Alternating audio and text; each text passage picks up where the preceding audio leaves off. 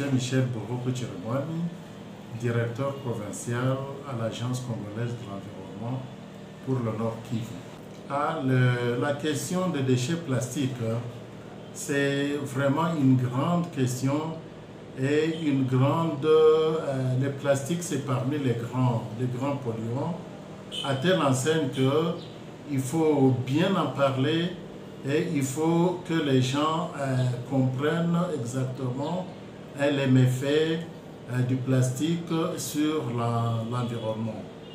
Et au fait, quand nous parlons de plastique, il y en a qui se limitent à croire que ce sont les sachets seulement, ou tout ce qu'ils voient, mais ils oublient que les plastiques composés de plusieurs autres éléments que apparemment on ignore. Par exemple, quand on parle de plastique, il y a les mèches que les femmes portent comme chevelure, ça fait partie de plastique.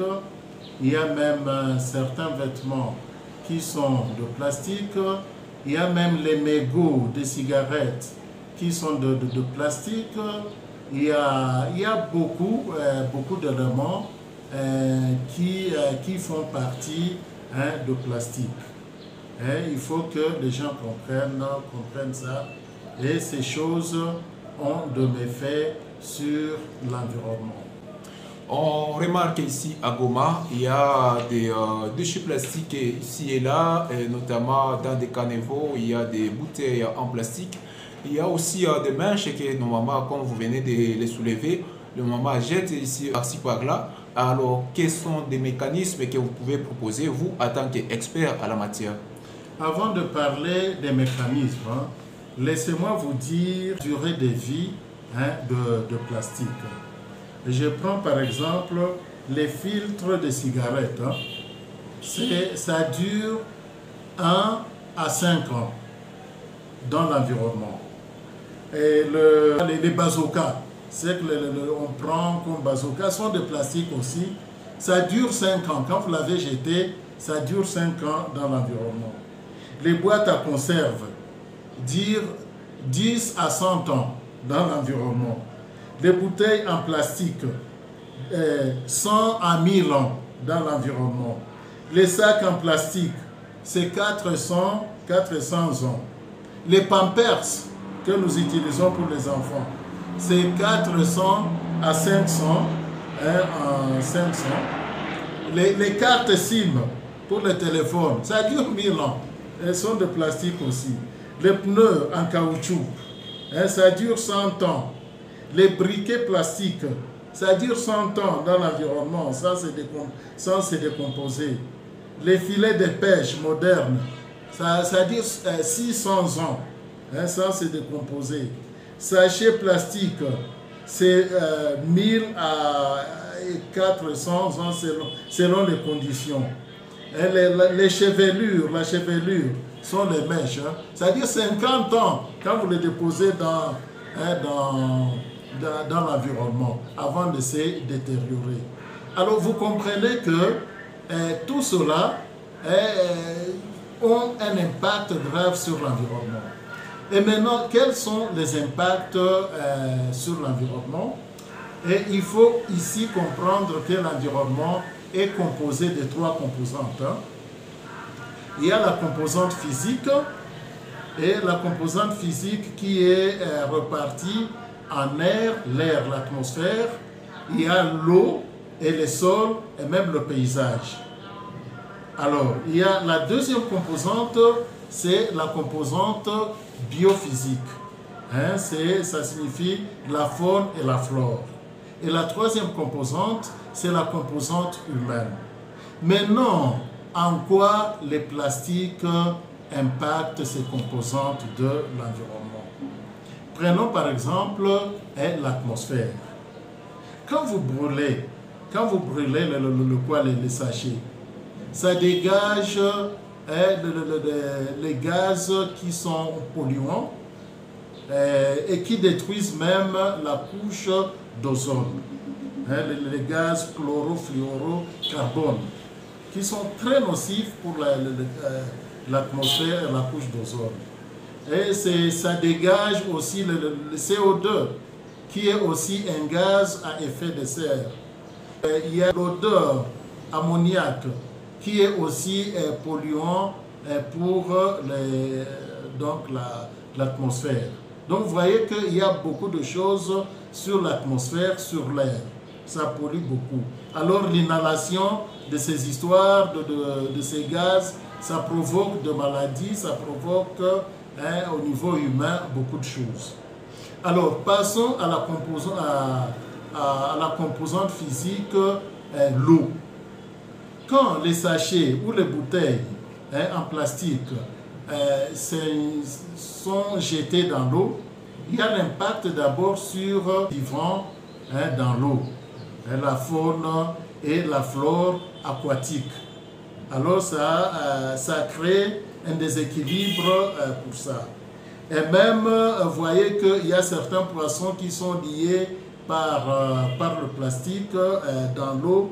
Et même l'eau, quand ces plastiques-là se décomposent, il y a infection, il y a pollution de cette eau là-bas et qui peut atteindre la couche trophique jusqu'à l'homme. Alors maintenant, le sol, quand les plastiques sont jetés sur terre, ils ne permettent pas la perméabilité de l'eau, en sorte que ça change même la structure du sol, ça crée l'acidité du sol, ça crée la fertilité du sol diminue. Et maintenant sur la composante humaine, prenons la composante humaine. Avec l'inhalation, quand vous respirez ces gaz-là qui proviennent de plastique, c'est cancérigène. Et même les recherches ont trouvé que c'est mutagène. Ça signifie que ça peut changer, ça peut influencer la formation de l'homme ou le fœtus, ça peut même déformer et on est avec des malformations. Là, ça a des impacts comme ça. Prenons quelque chose qui est très important pour nous, le poids. Quand on prépare, il y en a qui préparent la nourriture et ils couvrent avec les sachets plastiques. Ça, c'est très dangereux. Il faut que les gens sachent que c'est très dangereux parce que la chaleur, avec le plastique, la chaleur décompose. Il y a certains éléments toxiques qui sont dans ces sachets là-bas et qui vont maintenant, à cause de la chaleur, ça s'infiltre, ça va dans la nourriture qu'on est en train de préparer. Et maintenant, quand vous consommez cette nourriture, c'est terrible. Vous avez consommé les agents toxiques qui viennent des hydrocarbures, parce que c'est composé par les hydrocarbures, et d'autres éléments qui sont cancérigènes, qui provoquent tant d'autres maladies. Il faut faire attention avec ça. Donc, quand vous préparez, faites attention de couvrir la nourriture avec les sachets plastiques.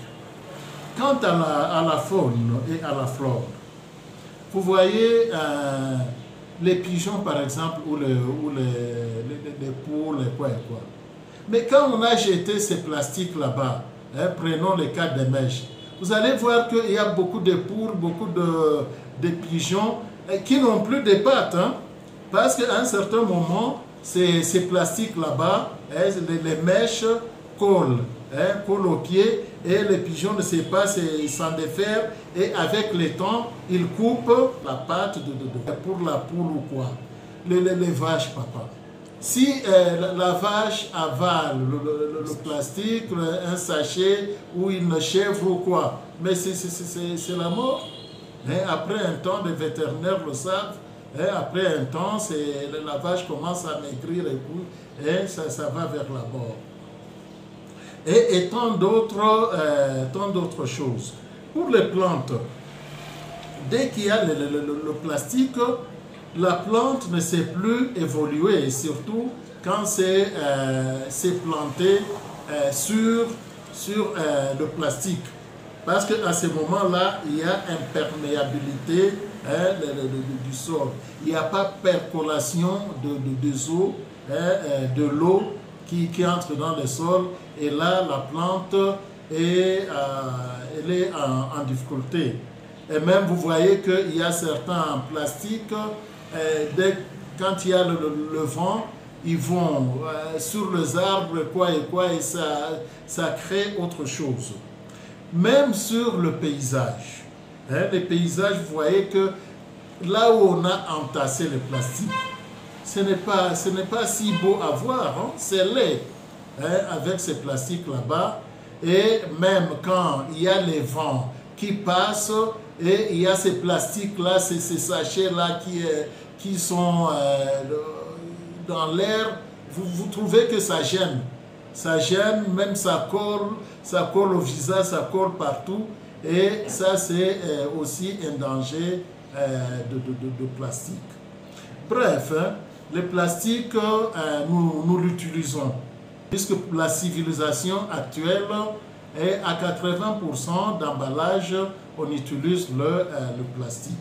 Mais il faut connaître que ces plastiques-là ont des effets terribles sur l'environnement. Vous voyez par exemple sur le lac. Je suis parti visiter le lac Kivu, voir comment vers le bord là-bas, il y a maintenant quelques plastiques, pas même quelques, de plastique qui commencent, des bouteilles de plastique qui commencent à flâner sur l'eau. À un certain moment, ne croyez pas que c'est longtemps, hein. On sera comme à Kinshasa, où les plastiques, on ne sait plus comment gérer ces bouteilles, les bouteilles en plastique. Mais au fur et à mesure, calculer le nombre de bouteilles d'eau en plastique, les bouteilles de ces vins qu'on est en train de faire en plastique, les bouteilles de ces sucrés en plastique. Mais ces bouteilles vont où? Ces bouteilles sont déversées sur l'environnement, dans l'environnement, et il n'y a pas un traitement. Alors après un temps, l'atmosphère, le quoi sera pollué, sursaturé par ce plastique, et il y aura gêne.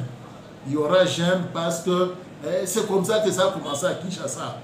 Monsieur le journaliste, vous aussi vous êtes du milieu.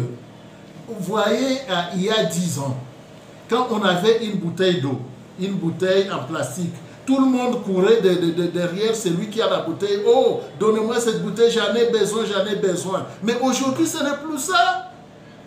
Ça gêne, que ça soit à la maison et tout et tout. La dernière fois, il pleuvait, j'étais à côté de la SNER, là, il y a un canal là-bas.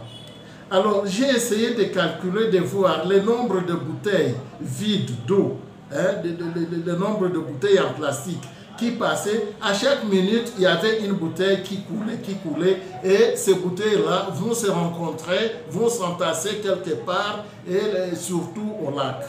Et donc, une grande pollution. Faisons attention avec la pollution plastique. Maintenant, vous allez me dire qu'est-ce qu'il faut faire. Ce qu'il faut faire, c'est d'abord, il faut que les gens prennent conscience que c'est une pollution qui est grave pour l'environnement. Alors, quand on a pris conscience, il faut aller en amont. C'est là qui produisent les bouteilles en plastique.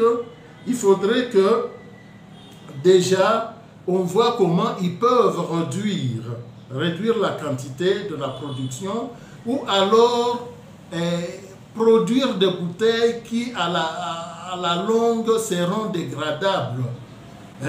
Parce que quand on n'y ajoute pas beaucoup d'éléments chimiques, ces bouteilles-là, à la longue, ils peuvent être dégradables. Alors là, c'est la première chose, il faut aller en amont. Alors la deuxième chose, il faut que les producteurs de bouteilles, les utilisateurs comme ceux-là qui font les vins, comme la Bralima, toutes ces sociétés, je ne sais pas, les Prémédis, tous ceux qui font des vins là, je ne sais pas, tous ces les chantages qu'on fait là-bas, il faudrait que l'État impose à ce qu'ils suivent la finalité de leurs bouteilles. Ils ont produit, ils ont vendu, ils ont eu l'argent, et quoi, mais les bouteilles vont où maintenant? Il faudrait qu'il y ait un système de recyclage, de réutilisation de ces bouteilles, ou alors qu'on fasse des collectes pour retraiter ces plastiques là-bas. Il y a plusieurs choses qu'on peut en faire. Il y a des dalles maintenant, des pavés en plastique, on peut les utiliser autrement, d'une manière raisonnable, mais il faut le recyclage de ces bouteilles. Et pour cela, il faut que les producteurs, ceux-là qui vendent, soient à mesure, soient contraints de suivre l'évolution de leurs bouteilles là-bas.